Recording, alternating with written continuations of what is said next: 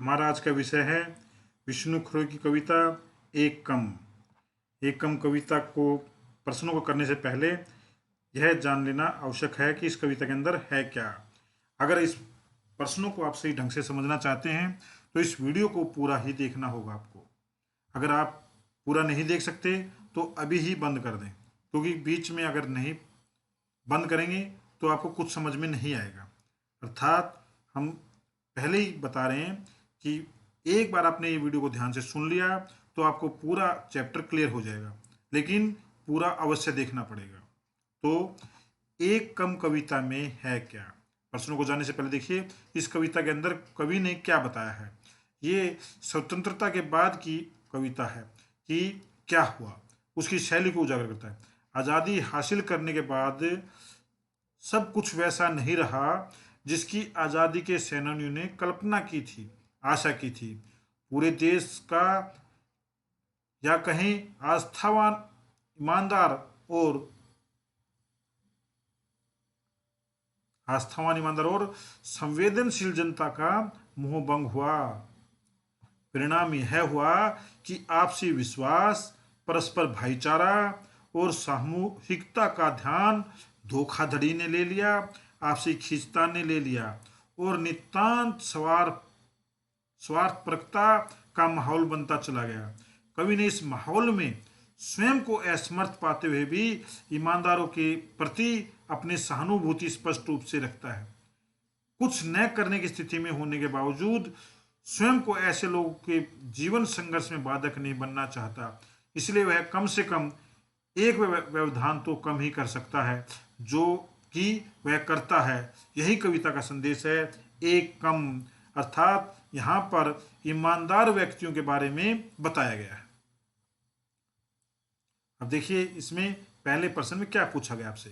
कवि ने लोगों को आत्मनिर्भर, मालामाल और गतिशील होने के लिए किन किन तरीकों की ओर संकेत किया है। अगर आपको मालामाल होना है, आत्मनिर्भर होना है, तो किन किन तरीकों को अपनाना पड़ेगा, ये जीवन में समझ लीजिए। कवि के अनुसार आत्मनिर्भर, मालामाल और गतिशील होने के लिए लोगों ने गलत रास्तों को अपनाया है। लोग अपने स्वार्थ सिद्धि के लिए किसी का भी गला काटने से परहेज नहीं करते हैं। देश को खोखला बनाने में यह बहुत ही सहयोग दे रहे हैं। देश का पैसा गबन कर विदेशी बैंकों में डाल रहे हैं। बेईमानी करने में इन्हें जरा संकोच नहीं होता है। इस मारे ये मालामाल और आत्मनिर्भर तथा गतिशील बने हुए हैं। कवि ने इनके ऐसे ही भ्रष्ट तरीकों की ओर संकेत इस अध्याय में किया है। जो आपके सामने हाथ फैलाता है उसके बारे में सुनिए। हाथ फैलाने वाले व्यक्ति को कवि ने ईमानदार क्यों कहा, स्पष्ट कीजिए। जो हाथ फैला रहा है अर्थात भीख मांग रहा है आपसे, उसको कवि ईमानदार क्यों कहता है, लेखक ईमानदार क्यों कहता है, स्पष्ट करना आपको। हाथ फैलाने वालों को कवि स्वयं को भ्रष्टाचार में लिप्त नहीं करता, कहता है वो इसलिए ईमानदार हैं क्योंकि वे भ्रष्टाचार में लिप्त नहीं हैं। इस कारण उसकी ऐसी दशा हो जाती है कि उसे दूसरों के आगे हाथ फैलाने पड़ते हैं। उसका परिवार दर दर की ठोकरें खाने को विवश हो जाता है। यदि वह अन्य लोगों की भांति भ्रष्टाचारी या भ्रष्टाचार में लिप्त हो जाता तो उसकी भी चांदी हो जाती, वो भी माला माल हो जाता। उसके पास दुनिया की हर सुख सुविधा विद्यमान होती, परंतु वह स्वयं को इन सब से दूर रखता है। वह गरीबी का जीवन तथा दूसरों के आगे हाथ फैलाना उचित समझता है, लेकिन बेईमानी करना नहीं। लेकिन बेईमानी की एक दिन की रोटी कमाना उचित समझता। वह भीख मांगना तो पसंद करता है और हाथ फैलाना तो पसंद करता है, लेकिन बेईमानी करना पसंद नहीं करता, इसलिए वो ईमानदार है। कहा कि उसकी दशा ही उसकी ईमानदारी का प्रमाण है। कवि ने हाथ फैलाने वाले व्यक्ति को लाचार, कामचोर और धोखेबाज क्यों कहा। यहाँ पे देखिए कि कवि किस व्यंग में यहाँ पर लिख रहा है, इसके व्यंग को समझिए। कवि के प्रत्येक व्यक्ति में ऐसी शक्ति विद्यमान होती है कि वह समाज में क्रांति उत्पन्न कर सकता है। समाज के प्रति उसके कुछ कर्तव्य बनते हैं। समाज में जो अनैतिक घट रहा है उसका विरोध करना उसका कर्तव्य बनता है। वह आवाज उठा सकता है परंतु उठाता नहीं है क्योंकि वह डरता है। हाथ फैलाने वाला व्यक्ति ऐसा ही व्यक्ति है, वह कुछ गलत नहीं करता है मगर गलत का विरोध भी नहीं करता। उसकी अच्छाई उसकी कमजोरी बन जाती है, वह लाचार हो जाता है, उसे लोगों के आगे हाथ फैलाना पड़ता है। यह उसकी लाचारी ही है जो उसका फायदा उठाते हैं।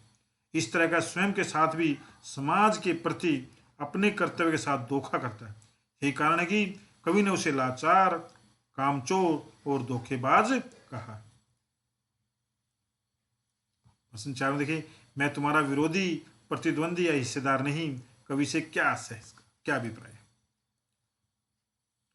प्रस्तुत पंक्तियों में कवि ऐसे तबके को संबोधित करता है जो भ्रष्टाचार तथा अनैतिकता में लिप्त है। कवि कहता है कि तुम मुझे डरने या प्रतिस्पर्धा करने की आवश्यकता नहीं है, क्योंकि मैं तुम्हारा प्रतिद्वंदी नहीं हूं। प्राय अपने प्रतिद्वंदी के कारण लोग भयग्रस्त रहते हैं तथा उसे आगे निकलने या उसे गिराने का प्रयास करते हैं। कहता है कि तुम्हें मुझसे डरने की आवश्यकता नहीं है। क्यों? क्योंकि मैं तुम्हारा प्रतिद्वंदी नहीं, मैं तुम्हें गिराऊंगा नहीं, मैं तुम्हें धोखा नहीं दूंगा, मुझे तुमसे आगे नहीं निकलना। उसे आगे निकलने या गिरने का प्रयास करते हैं। लेखक उन्हें पहले से ही आगाह कर देते हैं कि वह इस दौड़ में सम्मिलित नहीं है। अतः उन लोगों को उसे अपनाना, अपना प्रतिद्वंदी मानने की भूल नहीं करनी चाहिए। जिसके साथ जो लोग यह समझते हैं कि वे भ्रष्टाचार तथा अनैतिकता में उनका साथ देंगे और इसमें उनका हिस्सेदार बनेगा, तो यह धारणा भी सत्य नहीं है, क्योंकि लेखक इस अनैतिकता तथा भ्रष्टाचार के विरुद्ध आवाज नहीं उठा सकता, परंतु इसमें अपनी हिस्सेदारी भी नहीं चाहता। वह स्वयं को इससे दूर रखना चाहता है। प्रस्तुत पंक्तियों में कवि का विरोध कुछ न कर पाने का दुख साफ अभिलक्षित होता है। यहाँ पर प्रश्न 5 में देखिए, भाव सौंदर्य करके पूछे गए हैं, कुछ पंक्तियां दी गई हैं। इन पंक्तियों के माध्यम से आपसे पूछा गया है कि पहले में जो है आपकी ये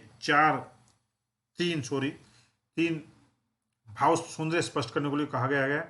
तो इन पंक्तियों के माध्यम से यहाँ पे सिर्फ भाव सौंदर्य स्पष्ट करने के लिए कहा गया है।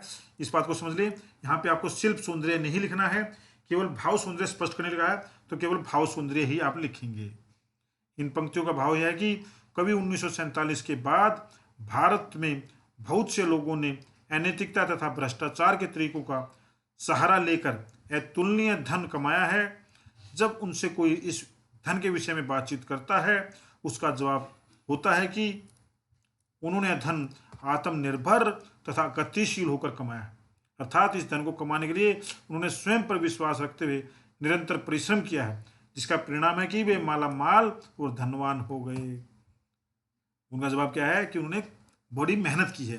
कवि को यह सब मात्र दिखावा लगता है, अर्थात वो दिखावा कर रहे हैं, उसके अनुसार ऐसा सभी करते हैं, फिर क्यों सभी माला माल और धनवान नहीं हो जाते? कहते हैं माला माल, मेहनत तुमने की है तो मेहनत तो हमने भी की है, तुमने परिश्रम किया हमने भी किया है, तो फिर हम माला माल क्यों नहीं हुए?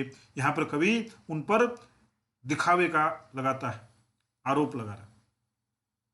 दूसरी पंक्तियों में देखेंगे आप, खैमे मानता हूं कि हाँ मैं लाचार वाली जो पंक्तियां हैं उसमें कहा गया है कि भ्रष्ट लोगों को देखकर भी कभी कुछ नहीं कह पाता, इसलिए वह स्वयं को लाचार मानता है, परंतु यदि प्रयास करता है कि शायद कुछ बदलाव हो सकता है। यही कारण है कि वह स्वयं को कामचोर कहने से नहीं हिचकाता। ईमानदार लोगों की दशा को अनदेखा करने के कारण स्वयं को धोखेबाज कह डालता है। लोगों के भ्रष्ट व्यवहार ने उसके हाथ बांध दिए हैं।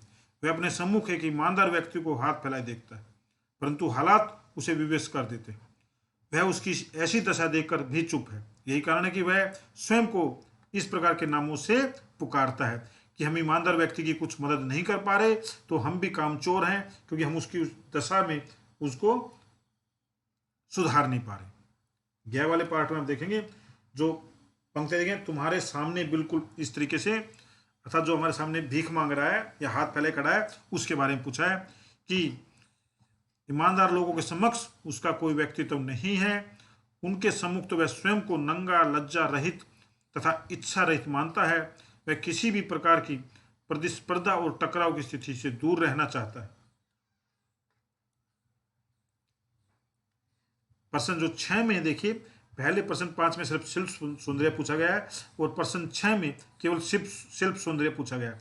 अर्थात जहाँ पे शिल्प सौंदर्य पूछा जाए वहीं पे सिर्फ आपको शिल्प सौंदर्य ही बताना है, और भाव सौंदर्य जब जहाँ पे पूछा जाए वहाँ पे सिर्फ भाव सौंदर्य ही बताना है। तो पहली पंक्तियां जो आपकी शिल्प सौंदर्य की दी गई हैं, जो कि अब जब कोई वाली पंक्तियों से पूछा गया तो इसमें शिल्प सौंदर्य है क्या। ये जो कविता है मुक्त छंद की कविता है, इसकी भाषा सरल व सहज है, इसमें लाक्षणिकता का गुण है, हाथ फैलाना मुहावरे का इसमें प्रयोग हुआ है। एक इसमें मुहावरा है हाथ फैलाना, यह ईमानदार व्यक्ति को लाचारी का सूचक भी है। चाय तथा रोटी के माध्यम से उसकी भूख का उल्लेख किया गया है।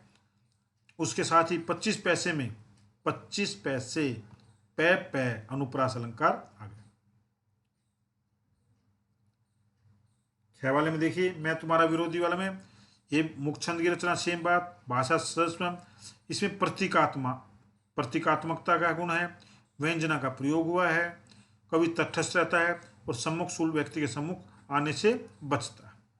ये इसकी जो आपकी कविता है एकम, उसके बारे में अगर फिर भी कोई आपको जानकारी चाहिए, ये नोट्स आपको पीडीएफ के रूप में चाहिए तो हमें कमेंट बॉक्स पे आप लिख सकते हैं।